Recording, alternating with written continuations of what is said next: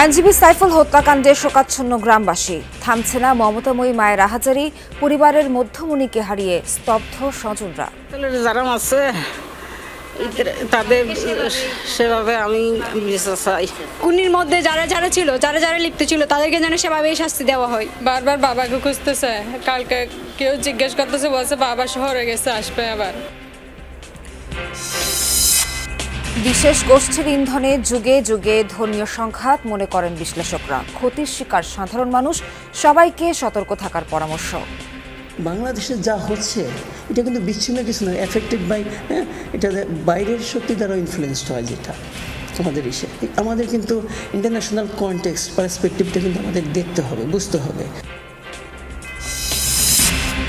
চট্টগ্রাম থেকে ফেরার পথে দুর্ঘটনার কবলে বৈষম্য বিরোধী আন্দোলনের গাড়িবহর, হত্যা চেষ্টার অভিযোগে ঢাকা বিশ্ববিদ্যালয়ে বিক্ষোভ মিছিল।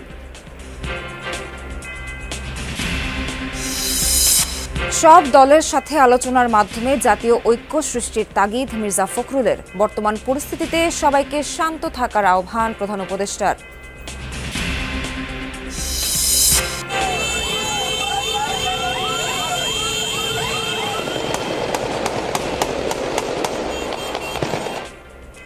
ইসরায়েলি বর্বরতা বন্ধ হওয়ায় লেবাননে উল্লাস, আলোচনার টেবিলে আটকা গাজায় যুদ্ধবিরতির প্রস্তাব, হতাশ ফিলিস্তিনিরা।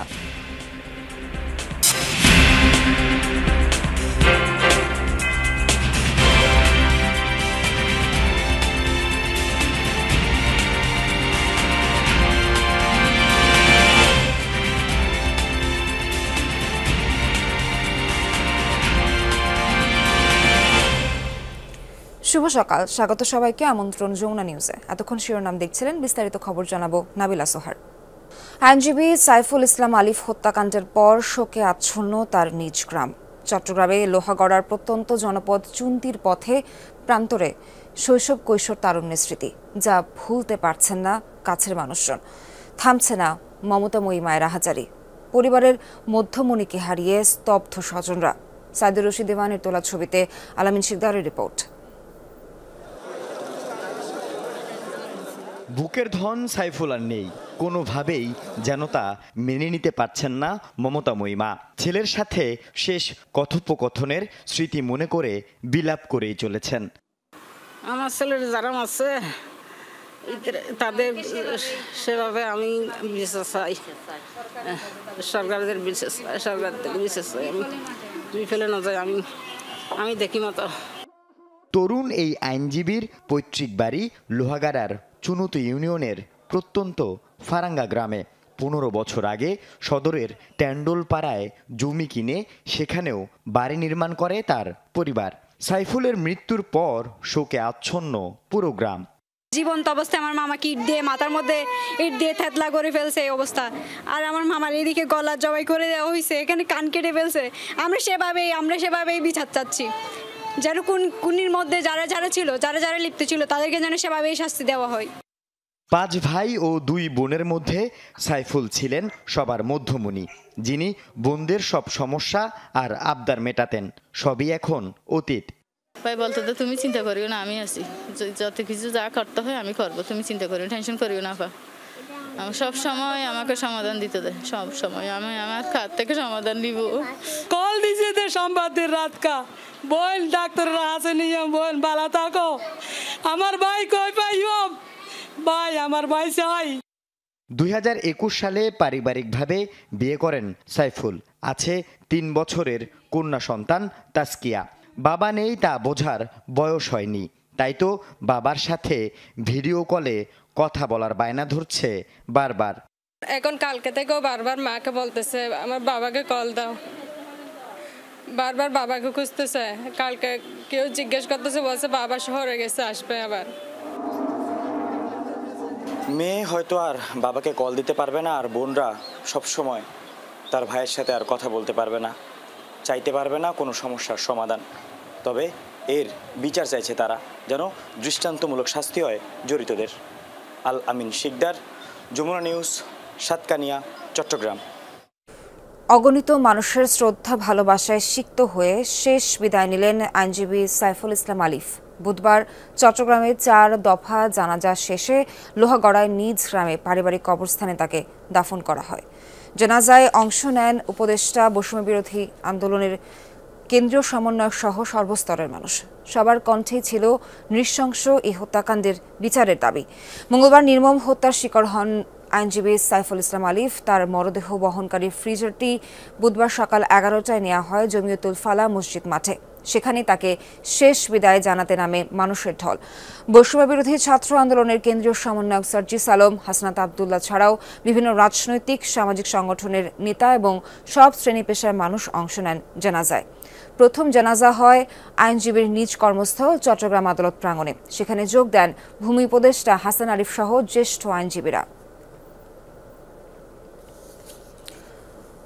আইনজীবী সাইফুল ইসলাম হত্যার একটি ভিডিও ফুটেজ ছড়িয়ে পড়েছে সামাজিক যোগাযোগ মাধ্যমে।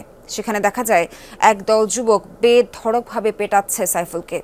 এই আঘাতেই মৃত্যু হয় আইনজীবীর। পুলিশ বলছে ভিডিও দেখে এরই মধ্যে কয়েকজনকে আটক করা হয়েছে, বাকিদেরও চিহ্নিত করার কাজ চলছে। মঙ্গলবার রাতে চট্টগ্রামে যৌথ বাহিনীর অভিযানে 27 জন আটক হয়েছে। সাইফুল হত্যার ঘটনায় নিন্দা জানিয়েছে আইনজীবীদের বিভিন্ন সংগঠন। মঙ্গলবার আদালত প্রাঙ্গণ থেকে সংঘর্ষ ছড়িয়ে পড়ে আশপাশের এলাকায়। এ সময় মেথরপট্টিতে আটকা পড়েন আইনজীবী সাইফুল ইসলাম আলিফ। স্থানীয়দের মোবাইলে ধারণকৃত ভিডিওতে দেখা যায় একদল যুবক বেধড়ক পেটাচ্ছিল সাইফুল ইসলামকে। ধর্মীয় সংঘাত সাধারণ মানুষ তৈরি করে না, বিশেষ গোষ্ঠীর ইন্ধনের সৃষ্টি মনে করেন বিশ্লেষকরা। তারা বলেন, ইতিহাসের সব সংঘাতেই ফায়দা লুটেছে এলিটরা, অথচ সংঘাত সহিংসতায় ক্ষয়ক্ষতির শিকার হয়েছেন সাধারণ মানুষ। তাই ধর্ম ব্যবহার করে রাজনৈতিক সুবিধা আদায়ের কৌশল সম্পর্কে মানুষকে সজাগ থাকার আহ্বান জানান তারা। এশিয়ার এই অঞ্চলের মানুষের ধর্মীয় অনুরাগ তুলনামূলকভাবে বেশি, হোক সে মুসলিম, সনাতন কিংবা বৌদ্ধ ধর্মের। তবে ধর্মজ্ঞানের স্বল্পতা কখনো কখনো ধর্মান্ধতায় পৌঁছায়। স্পর্শকাতর বিষয়ের এই সুযোগটি কাজে লাগায় কোনো কোনো গোষ্ঠী। 5 আগস্টের পর হঠাৎ মাথাচাড়া দেয় বিভিন্ন শ্রেণী পেশার আন্দোলন। প্রাতিষ্ঠানিক দাবি, পেশাজীবীদের সুবিধা বৃদ্ধি, শিক্ষার্থীদের দাবির সাথে যোগ হয় ধর্মীয় ব্যানারে মর্যাদার লড়াই। এসবের মাঝে একটি মামলায় গ্রেফতার হন সম্মিলিত সনাতনী জাগরণ জোটের মুখপাত্র চিন্ময় কৃষ্ণ দাস। এতে ক্ষোভের সৃষ্টি হয়। নির্মমভাবে হত্যার শিকার হন আইনজীবী সাইফুল ইসলাম।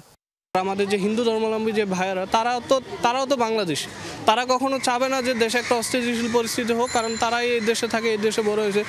অস্থিতিশীল পরিস্থিতি হচ্ছে তাদেরও ক্ষতি। তো আমাদের উচিত যে বিষয়টা এখন ধৈর্য ধরা। সাধারণ মানুষকে আর অস্থিরতা কি চায়? সবাই চায় শান্তিপূর্ণ দেশ, সবাই শান্তিতে থাকতে চায়। আসলে কে দোষী সেইটা বের করলে, তাদেরকে শাস্তি দিলে দেখা যাবে যে সাধারণ জনগণ তখন আর এটা নিয়ে উদ্বিগ্ন থাকবে না। দেশভাগের আগে ও পরে সাম্প্রদায়িক সহিংসতার ইতিহাস আছে এ অঞ্চলে। তবে বরাবরই সুবিধাভোগীদের চাপে পিষ্ট হয়েছেন সব ধর্মের সাধারণ মানুষ। এবারও সেই চেষ্টা হচ্ছে বলে মনে করেন বিশ্লেষকরা। নিজের জীবন দিয়ে বিশেষ গোষ্ঠীর ইচ্ছের পুতুল না হওয়ার আহ্বান জানান এই বিশ্লেষক। প্রত্যেকটা ধর্মের মধ্যে দেখবেন যে এরকম উগ্রবাদিতা এবং আপনার পিউরিস্ট একটা গ্রুপ থাকে। আমাদের মুসলমান ধর্মেও আছে, খ্রিস্টান ধর্মেও আছে, হিন্দু ধর্মেও আছে, ইভেন ইহুদি ধর্মেও কিন্তু চমৎকার দুটো গ্রুপ আছে। আপনি হয়তো ভালো করে যদি দেখেন, আমরা অবজেক্টিভ লেন্স তৈরি করতে পারি না এই সাধারণ জনগণের, কারণ আমরা রাজনীতিবিদরা, আমরা শিক্ষক সমাজ, আমাদের বুদ্ধিজীবী মহল এই কাজটুকু আমরা করি নাই। ফলে সাধারণ মানুষকে আমরা দোষ দিয়ে লাভ নেই। তাদের মতে ভৌগোলিক রাজনীতির পরিসীমা এখন অনেক বড়।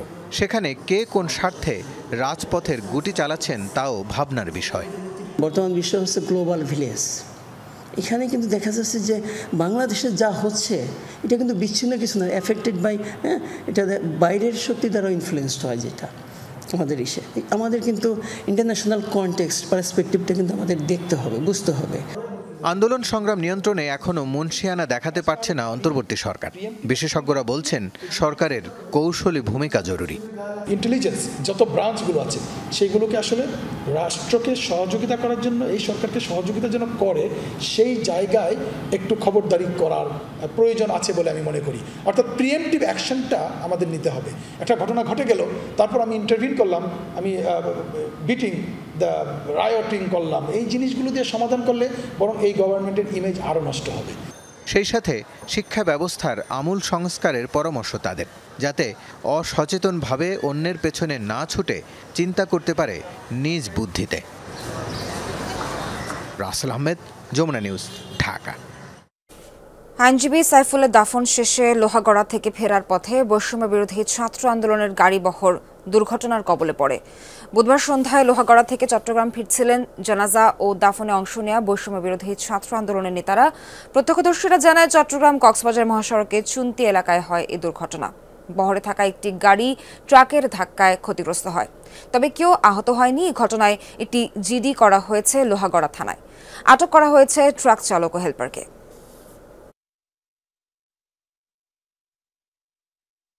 তদন্ত চলমান আছে, আমরা জিজ্ঞাসাবাদ করতেছি। ওই গাড়ির যিনি ড্রাইভার ছিলেন উনি বাদী হয়ে মামলা দিচ্ছেন। গাড়ি দুটাই কি আপনাদের হেফাজতে? জি।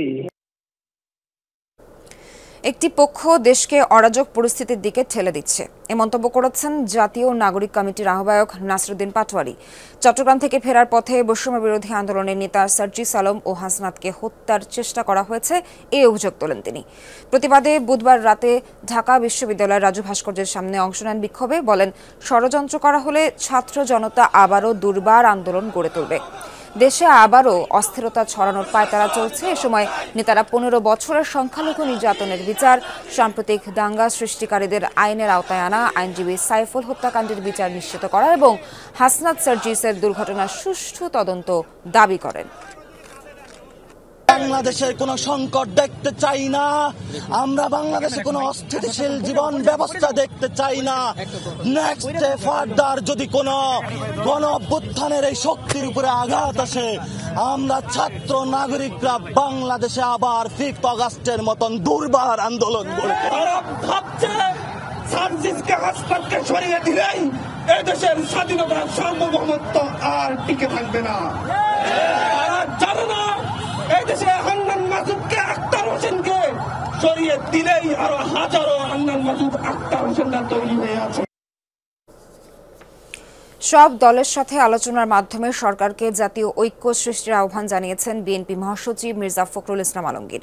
বুধবার সন্ধ্যায় রাষ্ট্রীয় অতিথি ভবন যমুনায় প্রধান উপদেষ্টার সাথে বিএনপি প্রতিনিধি দলের বৈঠক শেষে এ আহ্বান জানান তিনি। বলেন, ফ্যাসিবাদের দোসর থেকে সবাইকে সতর্ক থাকতে হবে। এ সময় প্রেস সচিব শফিকুল আলম জানান, বর্তমান পরিস্থিতিতে সবাইকে শান্ত থাকতে বলেছেন প্রধান উপদেষ্টা। বিএনপি মহাসচিব মির্জা ফখরুল ইসলাম আলমগীরের নেতৃত্বে বিএনপির 5 সদস্যের প্রতিনিধি দল অন্তর্বর্তী সরকারের প্রধান উপদেষ্টা ডক্টর ইউনূসের সাথে রাষ্ট্রীয় অতিথি ভবন যমুনায় 1 ঘণ্টাব্যাপী বৈঠক করেন। বৈঠক শেষে বিএনপি মহাসচিব মির্জা ফখরুল ইসলাম আলমগীর জানান, চলমান সংকট নিরসনে সব রাজনৈতিক দলের সাথে আলোচনা করে জাতীয় ঐক্য সৃষ্টির আহ্বান জানানো হয়েছে তাদের তরফ থেকে। বিগত ফ্যাসিবাদী সরকারের দোসরদের থেকেও সতর্ক থাকার আহ্বান জানানো হয়েছে। বলা হয়েছে, প্রয়োজনীয় সংস্কার শেষে নির্বাচনের রোডম্যাপ দেওয়ার ব্যাপারেও। আওয়ামী লীগ সরকারের আমলে যে মামলাগুলো বিএনপির নেতাকর্মীদের দেওয়া হয়েছিল সেগুলো প্রত্যাহারের ব্যাপারেও কথা হয়েছে বলে জানান বিএনপি মহাসচিব। যারা বাংলাদেশের স্বাধীনতা সার্বভৌমত্বের প্রতি হুমকি হয়ে দাঁড়ায় তাদেরকে প্রতিহত করার জন্য, প্রতিরোধ করার জন্য আমাদেরকে অবশ্যই একটা জাতীয় ঐক্য গড়ে তুলতে হবে। ইউনিয়ন পরিষদ বেশিরভাগ সময় এই ফ্যাসিস্ট সরকারের আমলে জবরদস্তি নির্বাচন করে তাদের মতো করে নিয়ে এসেছিল, থেকে ভেঙে দিয়ে পরবর্তী নির্বাচনের মধ্যে সমস্ত মামলাগুলো যেগুলো আমাদের সময় ফ্যাসিস্ট সরকার করেছিল, এই মামলাগুলোকে প্রত্যাহারের ব্যাপারে আমরা দ্রুততার সঙ্গে ব্যবস্থা গ্রহণ করার জন্য অনুরোধ করেছি। প্রধান উপদেষ্টা প্রেস সচিব শফিকুল আলম বলেন, জাতীয় ঐক্যের মাধ্যমে সংকট সমাধানের পাশাপাশি সবাইকে শান্ত থাকার আহ্বান জানিয়েছেন ডক্টর মোহাম্মদ ইউনূস। আইনজীবী সাইফুল ইসলাম আলিফ হত্যার ঘটনায় চট্টগ্রাম মেট্রোপলিটন পুলিশ 33 জনকে গ্রেফতার করেছে বলেও জানান তিনি। যাদের মধ্যে ভিডিও ফুটেজ দেখে শনাক্ত করা প্রধান সন্দেহভাজন এবং নিষিদ্ধ ঘোষিত সংগঠন ছাত্রলীগ ও আওয়ামী লীগের নেতাকর্মীরাও আছে। ইউনিটির কথা বলেছে, সবাইকে শান্ত থাকতে বলেছে। 30 জনকে অ্যারেস্ট করা হয়েছে, তার মধ্যে 6 জন হচ্ছে মার্ডারের, তাদেরকে সাসপেক্ট হিসাবে ধরা হচ্ছে, আর 6 জনকে ধরা হয়েছে তারা আওয়ামী লীগ এবং নিষিদ্ধ ঘোষিত ছাত্রলীগের মেম্বার, তারা ককটেল সহ ধরা পড়েছে। তানভীর মৌসুম, যমুনা নিউজ, ঢাকা। জনগণের অধিকারের সঙ্গে সংশ্লিষ্ট বিভিন্ন ইস্যু কাজে লাগিয়ে ষড়যন্ত্রকারীরা দেশে চক্রান্তের জাল বিছিয়েছে। গণমাধ্যমে পাঠানো বিবৃতিতে এসব কথা বলেছেন বিএনপির ভারপ্রাপ্ত চেয়ারম্যান তারেক রহমান। বিবৃতিতে তিনি বলেন, সারা দেশে একটি পরিকল্পিত নৈরাজ্য সৃষ্টির অপচেষ্টা ক্রমেই দৃশ্যমান হচ্ছে। সরকারকে পরিস্থিতির ওপর সতর্ক ও সজাগ দৃষ্টি রাখার পরামর্শ দেন তারেক রহমান। শক্ত হাতে পরিস্থিতি নিয়ন্ত্রণে অন্তর্বর্তী সরকারের প্রতি আহ্বান জানান বিএনপির ভারপ্রাপ্ত চেয়ারম্যান। বলেন, সরকার পরিচালনায় দক্ষতার পরিচয় দিতে না পারলে জনগণ অসহিষ্ণু হয়ে উঠতে পারে। পলাতক স্বৈরাচারের দোসররা জনগণের অসহিষ্ণু হয়ে ওঠার অপেক্ষায় রয়েছে, এমনটাও বলেন তারেক রহমান। যমুনা নিউজে আরও থাকছে, হেমন্তে ধান কাটার মৌসুম নিয়ে বিশেষ প্রতিবেদন। অগ্রহায়ণ ডেকে এনেছে খুশির বার্তা। উত্তরে চলছে আমন ধান কাটার মাড়াই। নতুন ফলন ঘরে তুলতে পেরে কৃষকের মুখে ফুটছে হাসি। ঘরে ঘরে নবান্ন উৎসব।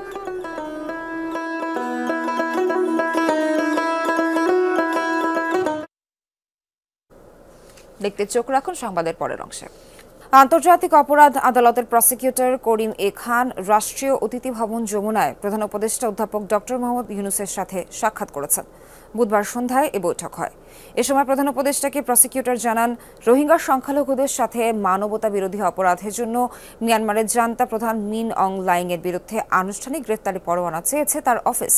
তাছাড়া রোহিঙ্গা সংকট, মিয়ানমারের পরিস্থিতি, রোহিঙ্গাদের জন্য মানবিক প্রচেষ্টা এবং জুলাই আগস্টের গণঅভ্যুত্থানে সংঘটিত নৃশংসতার বিচার ও জবাবদিহিতা নিয়ে আলোচনা হয়।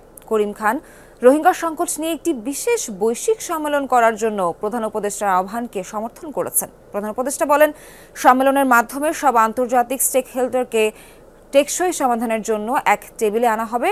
রাখাইন রাজ্যে বাস্তুচ্যুতদের সহায়তায় এবং চলমান মানবিক সংকট মোকাবেলায় একটি নিরাপদ অঞ্চলের আহ্বান পুনর্ব্যক্ত করেন প্রধান উপদেষ্টা। রোহিঙ্গা গণহত্যার প্রমাণ পাওয়ায় মিয়ানমারের জান্তা প্রধান মিন অং লাইংয়ের বিরুদ্ধে গ্রেফতারি পরোয়ানা জারির আবেদন করতে চান আন্তর্জাতিক অপরাধ আদালত। বুধবার সন্ধ্যায় রাজধানীর একটি হোটেলে প্রেস কনফারেন্সে আন্তর্জাতিক অপরাধ আদালতের সিনিয়র আইনজীবী ইসেমবায়ে ফাল এ কথা জানান। বলেন, বাংলাদেশ মিয়ানমার পরিস্থিতি নিয়ে গ্রেফতারি পরোয়ানার জন্য আবেদন জমা দিচ্ছেন আন্তর্জাতিক অপরাধ আদালত আইসিসি। তিনি আরও জানান, 2016 ও 17 সালের রাখাইন রাজ্যে সহিংসতা এবং 2019 সালের 14 নভেম্বর গণহত্যার ঘটনায় বাংলাদেশের রোহিঙ্গাদের পালিয়ে আসার বিষয়ে অভিযোগ তদন্ত করছে আইসিসি। জানান, স্বাধীন ও নিরপেক্ষ তদন্তে মিয়ানমারের সিনিয়র জেনারেল এবং ভারপ্রাপ্ত প্রেসিডেন্ট মিন অং লাইংয়ের বিরুদ্ধে মানবতা বিরোধী অপরাধের প্রমাণ মিলেছে। আন্তর্জাতিক অপরাধ আদালত আইসিসির প্রসিকিউটর প্রি ট্রায়াল চেম্বারে বাংলাদেশ মিয়ানমার পরিস্থিতি নিয়ে গ্রেফতারি পরোয়ানার জন্য আবেদন জমা দিচ্ছেন। রাখাইন রাজ্যে 14 নভেম্বর 2019 এবং 2016 ও 17 সালের সহিংসতার ঘটনার প্রেক্ষিতে মিয়ানমার থেকে বাংলাদেশে রোহিঙ্গাদের পালিয়ে যাওয়ার বিষয়ে অভিযোগিত অপরাধগুলো নিয়ে আমরা তদন্ত করেছি। তার প্রেক্ষিতেই এই গ্রেফতারি পরোয়ানার আবেদন করা হচ্ছে। A high-level Myanmar government official. Italy যাওয়ার স্বপ্ন নিয়ে ঘর ছাড়ে গোপালগঞ্জের কিশোর মাসুম। লিবিয়া পৌঁছানোর কিছুদিন পরই আসে মৃত্যুর খবর। পরিবারের অভিযোগ, আপন চাচার গাফিলতিতে সে মারা গেছে। সন্তানের মরদেহ ফিরে পেতে আকুতি জানাচ্ছেন বাবা মা। পানি জাল আমার বাজানে মরগে গেছে না, ওরা মার গেলাইছে আমার এই লাশের মুখ দেখাও। ছেলের শোকে কাতর মা, আদরের সন্তানকে হারিয়ে দিশেহারা পরিবারটি। মনের আশা পূরণ করলো কে? গোপালগঞ্জের মুকসুদপুরের মাসুম খা ইতালি যাওয়ার আশায় মাস দেড়েক আগে দেশ ছাড়ে নবম শ্রেণীর এই শিক্ষার্থী। লিবিয়া হয়ে সমুদ্র পাড়ি দিয়ে ইতালি যেতে আপন চাচাকে দিয়েছে 12 লাখ টাকা। একইভাবে ইতালি গেছে মাসুমের বড় ভাই। ভাগ্য গড়তে মাসুমও রওনা হন সেই পথে। পরিবারের অভিযোগ, লিবিয়া গিয়ে অসুস্থ হয়ে পড়ে মাসুম। সেখানে পর্যাপ্ত খাবার ও চিকিৎসা না দেয়ায় মারা যায় ছেলেটি। আদম ব্যবসায়ী চাচা নাসির খাকেও দায়ী করছেন তারা। ভালো সন্তানটা কি হয়ে গেছে এইটুকু আমি জানি না। আমার সন্তানটা কি গলা টিভি দিয়ে মারলো না নাতি দিয়ে মারলো না কি করলো এটুকু আমি জানি না। আমার ভাইটা এত ভালো, এমন কোনো মানুষ না ওর জন্য কান্না করছে। সবার মনে করুন আমার কাকার কাকার কত কাম যে কইরে দিয়ে গেছে, মনে করবেন এই আমার আপন চাচা কিভাবে করলাম এই ভাবি। গেল 14 নভেম্বর শেষবার মাসুমের সাথে কথা হয় পরিবারের। অসুস্থতার কথা জানায় সে। আর সাইডে একটা লোক ছিল, সে বলছে যে অসুস্থ, খুব অসুস্থ। তারপরে শুনতে পারলাম সে মারা গেছে শুক্রবার দিন। কয় কি বাদ দিতে কই নালে কিন্তু মারা যাবো এই কয়। ফোন দিছে টনসার ফুলা গলায় গামছা পেছানো, পরে কয় কি ভাবি মার কাছে ফোন দাও। মানে দাঁড়ানো ছিল, নিচে বসে বসছে মোবাইল নিয়ে, বমি করতে করতে 2 বার করে বমি করছে। ভাতিজাকে বিদেশে পাঠানো ও মৃত্যুর বিষয়টি স্বীকার করেছেন চাচা নাসির খাঁ। তার দাবি, ঝুঁকি নিয়ে হাসপাতালে ভর্তি করা হলেও বাঁচানো যায়নি মাসুমকে। বেশি দিন হয় না, 1 মাস 6 দিন হয়ে গেছে। এর রাখছি স্পেশাল জায়গায় খাওয়াইছি ভাই। আমি যদি হায়াত না থাকে আমি তার হায়াত দিতে পারবো না। আমি চেষ্টা করছি, আমি বাংলাদেশে ছিলাম। অভিযোগের ভিত্তিতে আইনগত ব্যবস্থা নেওয়ার আশ্বাস পুলিশের। সন্তানের মরদেহ ফেরত পেতে আকুতি জানিয়েছে পরিবারের সদস্যরা। সেই সাথে দোষীদের শাস্তি চায় তারা। সাবরিনা লিজা, যমুনা নিউজ। আইনশৃঙ্খলা পরিস্থিতি নিয়ন্ত্রণে গাজীপুরের টঙ্গীতে অভিযান পরিচালনা করেছে যৌথ বাহিনী। গ্রেপ্তার করা হয়েছে 2 জনকে। বুধবার সন্ধ্যায় টঙ্গীর এরশাদনগর এলাকায় অভিযান পরিচালনা করা হয়। কর্মকর্তারা জানান, মঙ্গলবার আধিপত্য বিস্তারকে কেন্দ্র করে এই এলাকায় বিএনপির দুপক্ষের সংঘর্ষ হয়। এর জেরে দেশীয় অস্ত্র নিয়ে মহল্লায় মিছিল করেন নেতাকর্মীরা। এই ঘটনায় 5 জন আহতও হয়। আইনশৃঙ্খলা পরিস্থিতির অবনতি হওয়ায় অভিযানে নামে যৌথ বাহিনী। গ্রেফতার করা হয় 2 জনকে। অবৈধ অস্ত্র উদ্ধারের পাশাপাশি নাশকতাকারীদের গ্রেফতারে রাতভর অভিযান চলবে জানান তারা।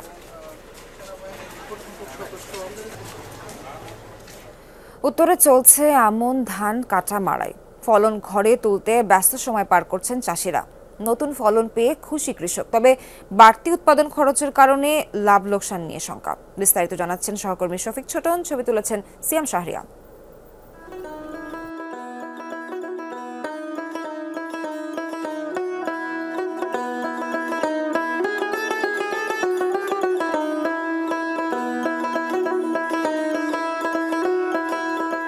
হেমন্তের সকালে কুয়াশার চাদরাচ্ছন্ন প্রকৃতি, অগ্রহায়ণ ডেকে এনেছে খুশির বার্তা।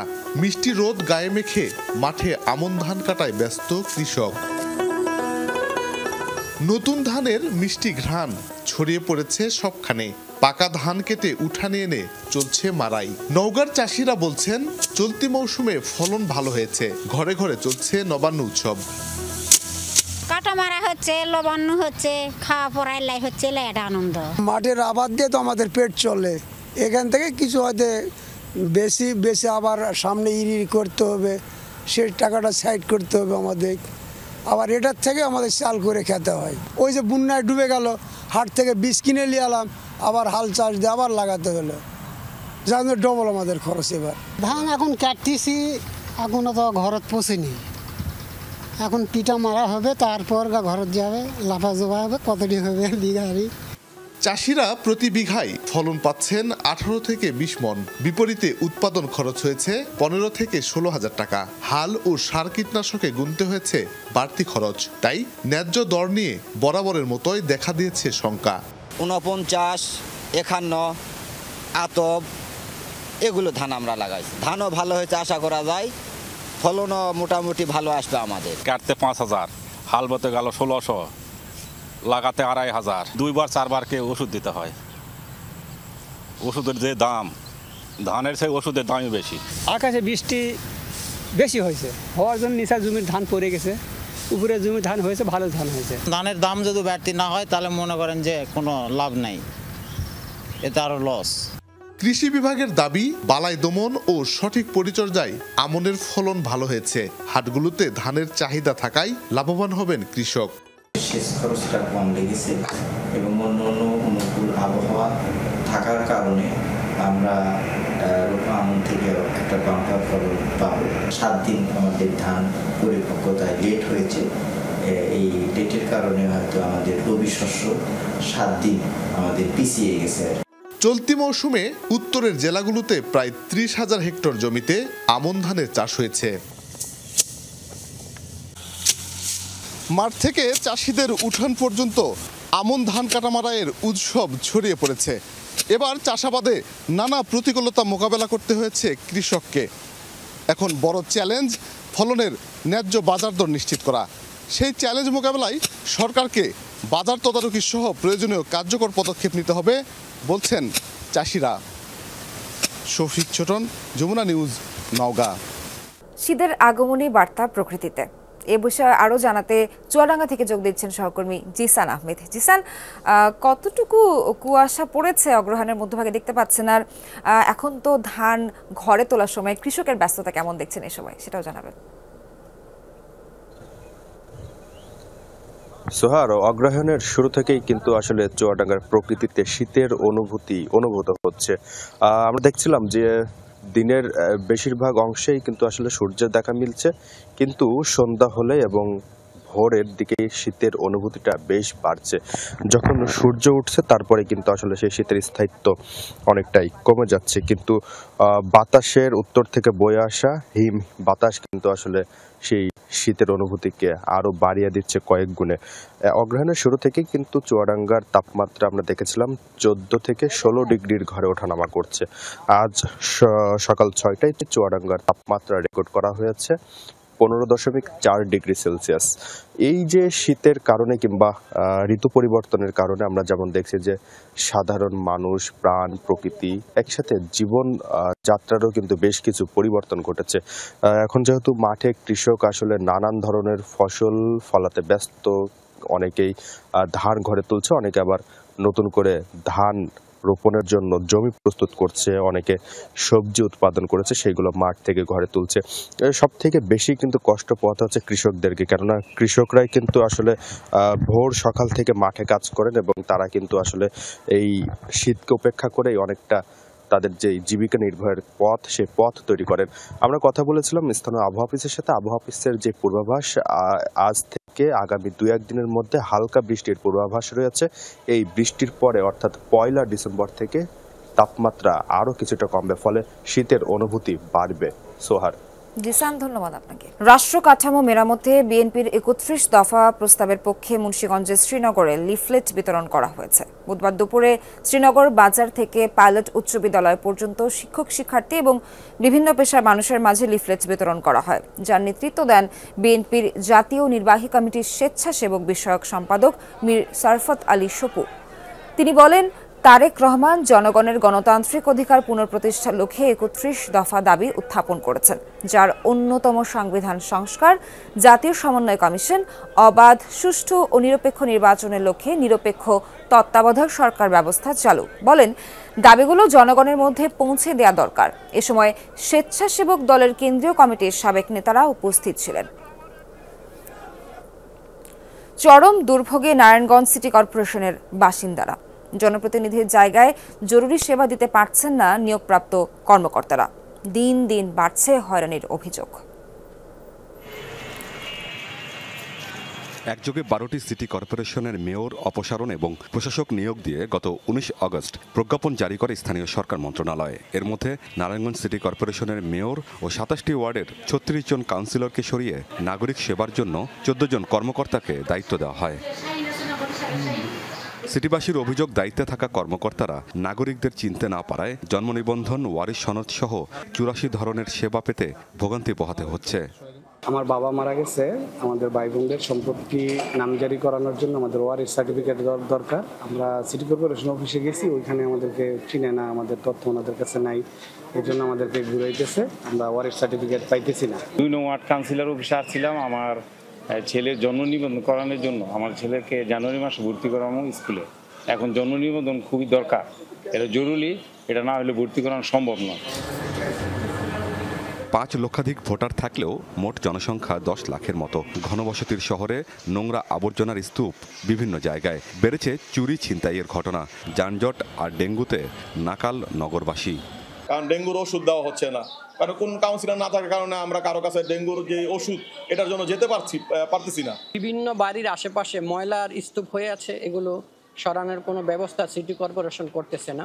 এই জটিলতা থেকে কিভাবে জনগণ সহজে নাগরিক সেবাগুলো পাবে সেই বিষয়টা আরো সহজ করে দেওয়া উচিত। লোকবল বাড়িয়ে সংকট মোকাবেলার চেষ্টা চলছে জানিয়ে নগরবাসীকে ধৈর্য ধরার আহ্বান প্রধান নির্বাহীর।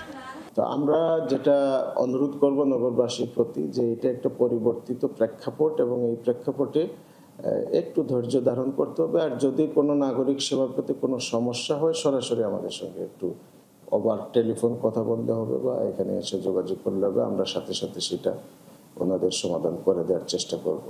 2011 সালে দেশের 7ম সিটি কর্পোরেশন ঘোষণা করা হয় নারায়ণগঞ্জকে। আমিন বাবু, যমুনা নিউজ।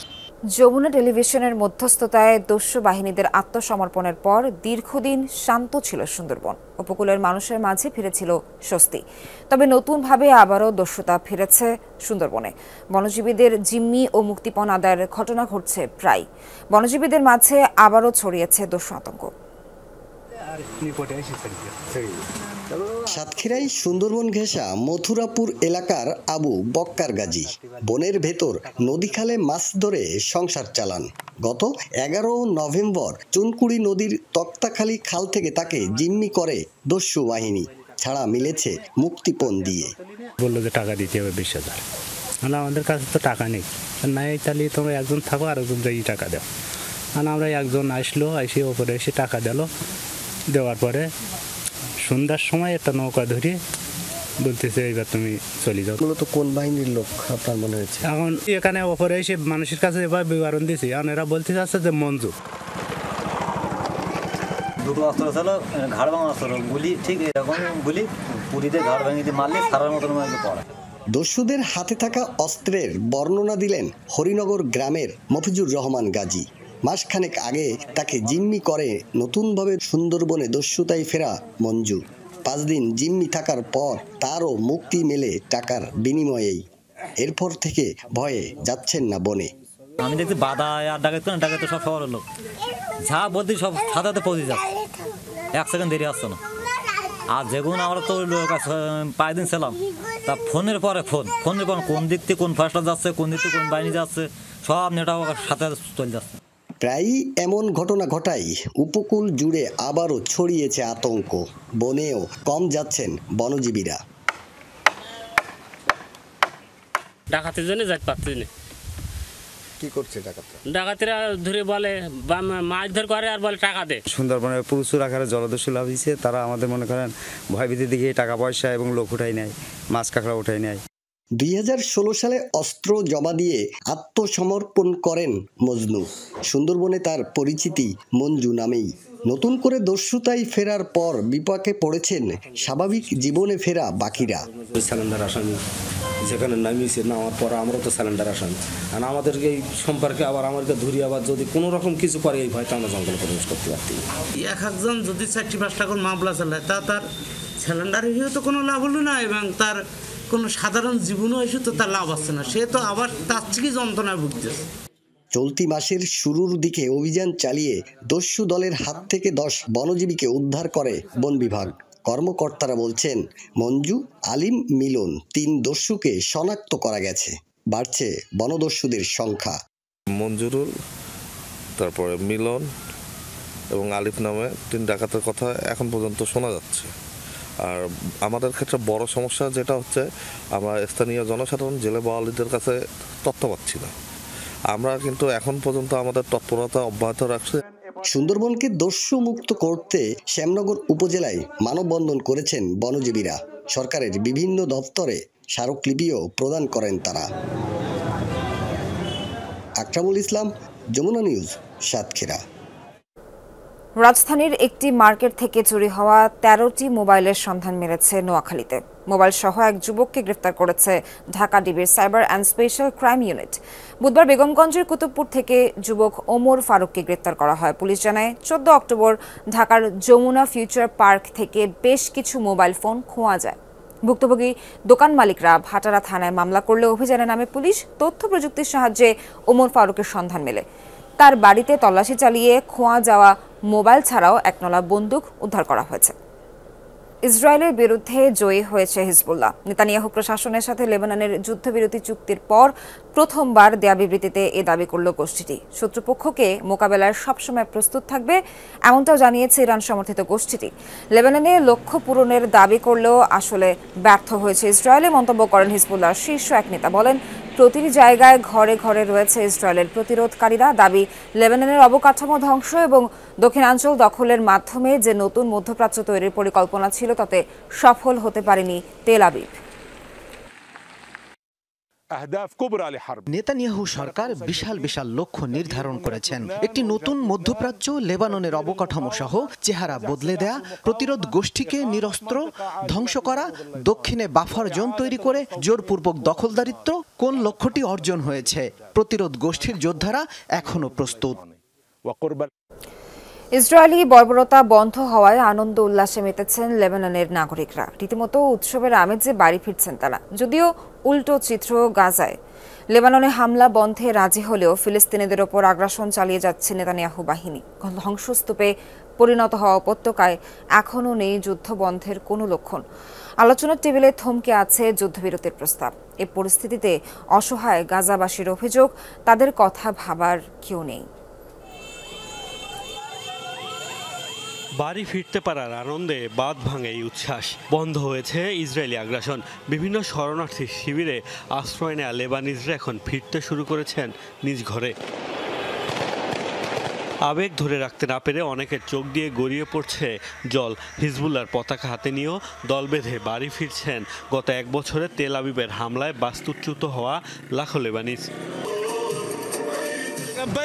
মনে হচ্ছে আবার জন্ম হয়েছে আমার। সৃষ্টিকর্তার ইচ্ছায় শান্তিতে নিঃশ্বাস নিতে পারছি। এটা আমার জীবনের সেরা মুহূর্ত।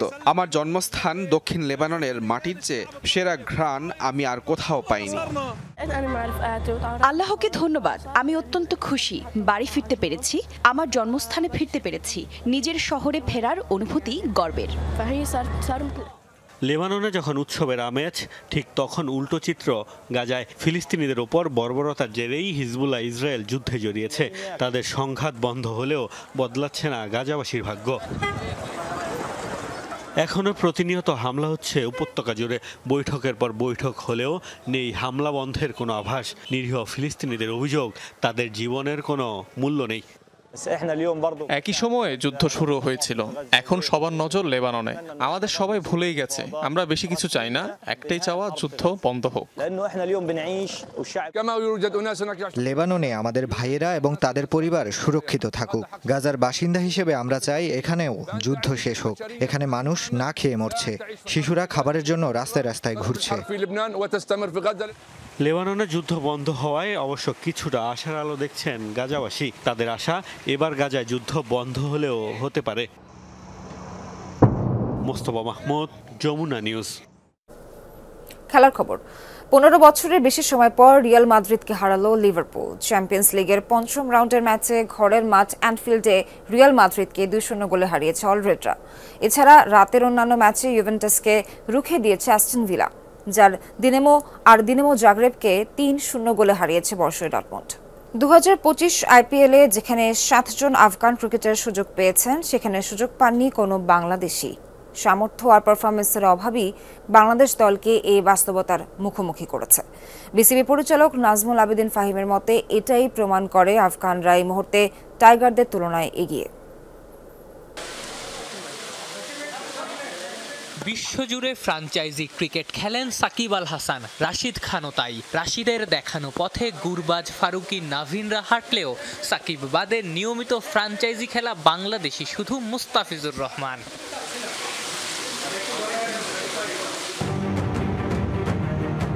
সাকিবের আইপিএল ডেবিউ 2011-তে, ফিজের 5 বছর বাদে। 8 বছর আগে 2 জন আইপিএল খেলায় সময়ের পালা বদলের সংখ্যাটা বাড়ার কথা। সেখানে 2025 আইপিএলে ডাক পাননি একজন বাংলাদেশীয়। উল্টো এই বছর ইন্ডিয়ান প্রিমিয়ার লিগে খেলবেন 7 জন আফগান ক্রিকেটার। তাদের কিনতে দলগুলো কারিগরি অর্থ ব্যয় করতেও দুবার ভাবেনি। এই এক বছরে যেখানে 7 জন আফগান আইপিএল খেলবেন, এই টুর্নামেন্টে সব মিলিয়ে সুযোগই পেয়েছেন 7 জন বাংলাদেশি।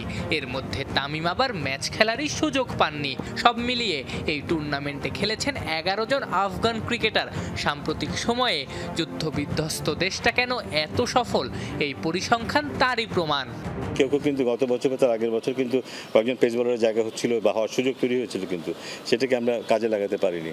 সো অনেকগুলো ব্যাপার আছে, বাট আমার মনে হয় আমাদের চেষ্টা থাকা উচিত ইন্টারন্যাশনাল এই সুযোগগুলোকে কাজে লাগানো। আমাদের জন্য খুব ভালো এক্সাম্পল হচ্ছে আফগানিস্তান শুধু এই করে কিন্তু ওদের প্লেয়ারদেরকে গ্র্যাজুয়ালি এই জায়গাটা নিয়ে এসছে এবং আস্তে আস্তে ওদের কিন্তু খেলোয়াড়ের সংখ্যা বাড়ছে কিন্তু ওই জায়গাটায় এবং আমরা কিন্তু পিছিয়ে পড়ি। আইপিএলে সংযুক্ত আরব আমিরাতের ক্রিকেটারও সুযোগ পান, খেলেন সহযোগী দেশের আরও অনেক ক্রিকেটারও। তুলনামূলক খর্বশক্তির হওয়ার পরও সাকিব মুস্তার সুযোগ মিলেছিল, অর্থাৎ প্লেয়ার কেনায় দলগুলো কখনোই বৈষম্য করেনি। যার স্কিল আছে সেই সুযোগ পেয়েছে। আমি কিন্তু সোজাসুজি এভাবেই আমাদের মানটাকে বিচার করি। পৃথিবীর মঞ্চে আমি যদি জায়গা পাই তার মানে আমার অবস্থাটা ভালো, পৃথিবীর মঞ্চে আমি যদি জায়গা না পাই তার মানে হচ্ছে যে আমাদের অবস্থাটা ভালো না। সো এটা জোর করে কিন্তু আমি এই দেশে বলি ওই দেশে বলি এই ফ্র্যাঞ্চাইজি বলি ওই ফ্র্যাঞ্চাইজি লিগে ঢুকাতে পারবো না, কিন্তু যোগ্যতা থাকলে ঢুকতে পারবে। বর্তমান বাস্তবতায় আইপিএলকে অগ্রাহ্য করা কঠিন। পুরো ক্রিকেট দুনিয়ার সেরারা এখানে খেলেন, প্রতিযোগিতাও আকাশচুম্বী। এই প্রতিযোগিতার অংশ যারা হতে পারেন, ক্রিকেট দুনিয়াও তাদের ভিন্ন চোখে দেখে। এটাই বাস্তবতা, সেখানেই পিছিয়ে বাংলাদেশ ক্রিকেট। আফনান পিয়াল, যমুনা স্পোর্টস, ঢাকা। এখনকার মতো এই ছিল যমুনা নিউজে। কিছুক্ষণ পর আবারও ফিরছি, সঙ্গেই থাকবেন।